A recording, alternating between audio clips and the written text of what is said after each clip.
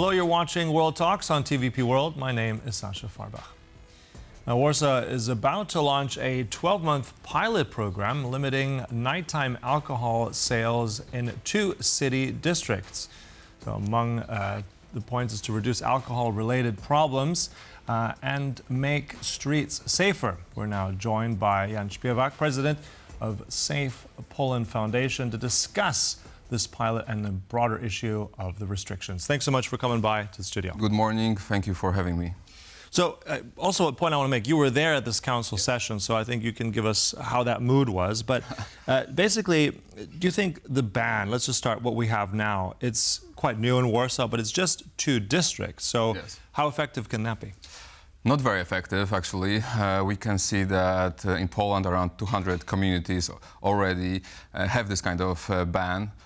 Let us make it clear, it's only during the night. Yeah, it's from 10 p.m. till 6 a.m. So it's not a very big ban.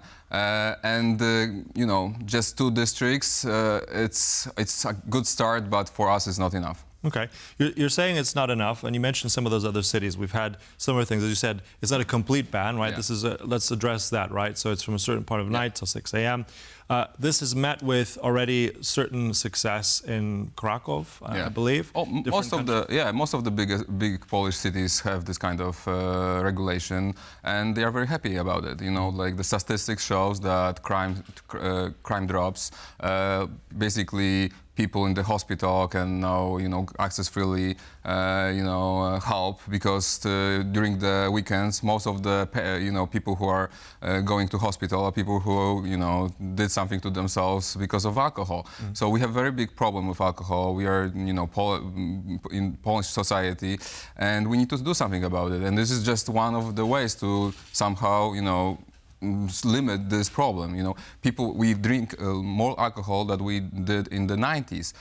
We deregulated the market around 20 years ago. We slashed taxes on that.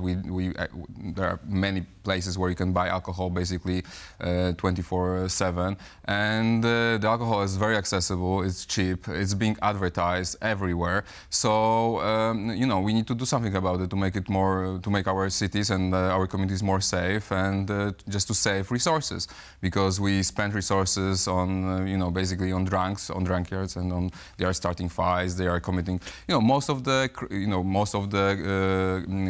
murders are committed after drinking. Most of the domestic violence is committed after alcohol use. So this is a very big problem, and this is one way to address it. But it's just so the conversation has started. New generation, the young generation, is changing their ways, and just politicians don't see this change that is happening right now in Poland.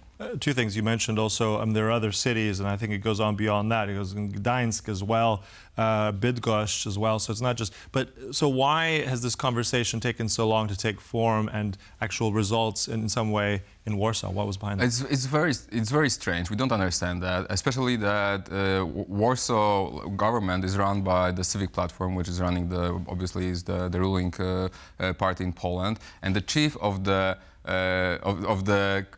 Warsaw Civic Platform is also a minister of inferior affairs. So he is the person who is in charge of police, of all these services. So he should be very interested in that to make it more, Right. So there's domestic politics there, but I want to scale out. You mentioned also economics here and business. Yeah. You said there was certain deregulation. We're drinking more now in Poland than before.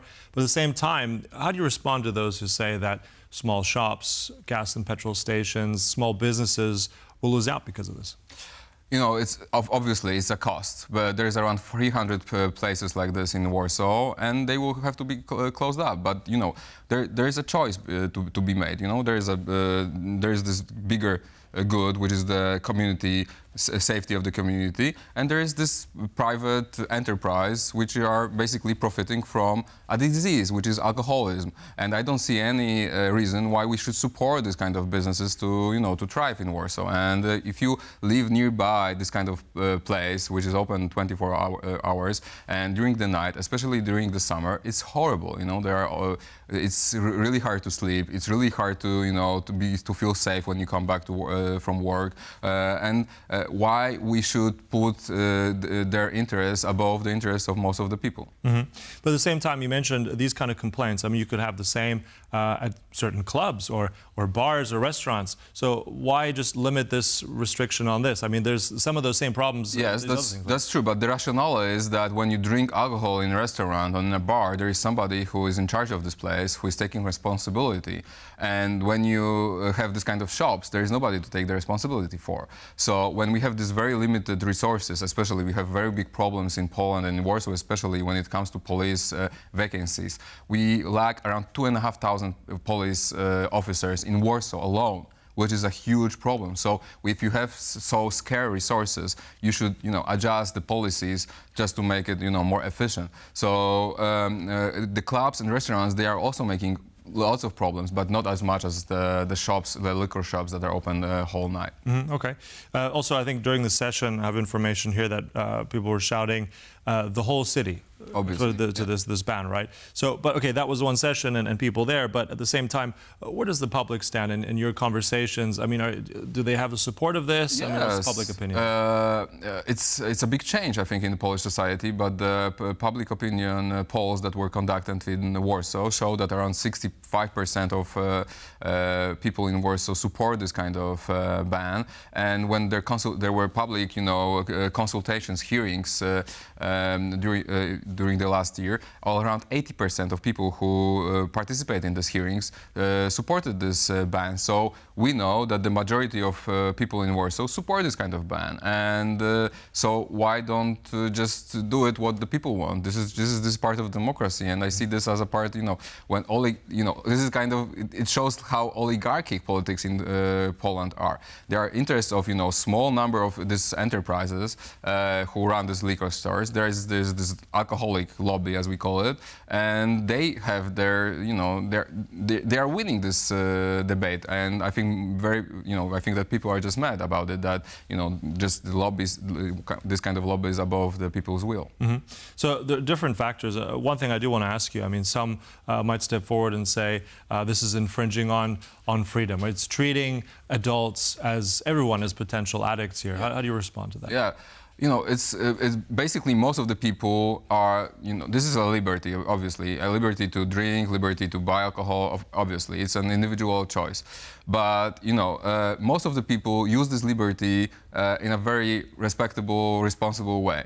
But there's this very small minority which overuses alcohol, and, this small minority basically terrorize most of us. So this is where the community, this is where the state has to come in and just to make the rules for everybody, just to to make this a bit safer and a bit more just. So I think this is you have the same debate about guns, about road safety. There's always the freedom, and the individual freedom ends when there's another individual freedom starts. So you have to somehow adjust this to freedoms. And I think that ban of when buying alcohol during the night, it's not a very big infringement of this kind of rights. It's a drug. You need to remember that alcohol is a drug. It's not it's not bread or whatever. It's not the water to buy. It's a very hard drug, actually. Most of the studies show that this is one of the most lethal drugs when you can have access to. So why not to just make it? You can buy it, but from during the day, not during the night. I think it's a very reasonable and a very conservative actually way to approach it. Yeah. So I mean, also, I just kind of want to get a wider perspective as well. If we're looking at, if you see any encouraging signs also from other countries, I know that, for instance, I think Latvia or Lithuania. Lithuania, yeah. So give us your take on on this becoming a European issue? Basically, you know, part Eastern Europe, Central Eastern European, all this post-Soviet bloc, we had huge problems with drinking alcohol, and most of the countries did something to, you know, improve a bit the statistics, a bit, improve the health of the people. And Lithuania is also is often shown as an example to follow. They introduced this kind of ban. It's much more restrictive ban, because you cannot buy alcohol in Lithuania from 8 p.m. till 10 a.m.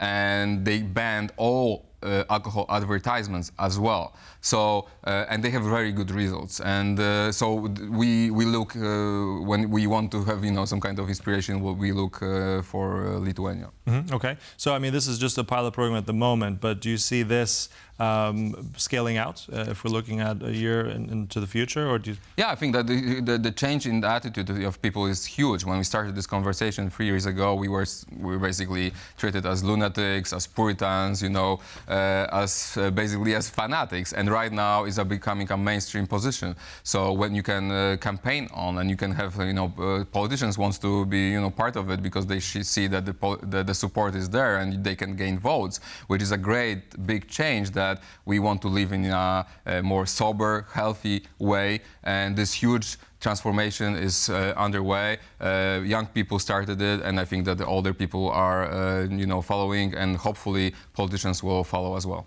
All right, so it's a pilot program, but we made the health argument, various arguments as well for this. We'll see how it plays out. But thanks so much for coming in. Thank you. That was our guest here, Mr. Śpiewak. Thank you so much.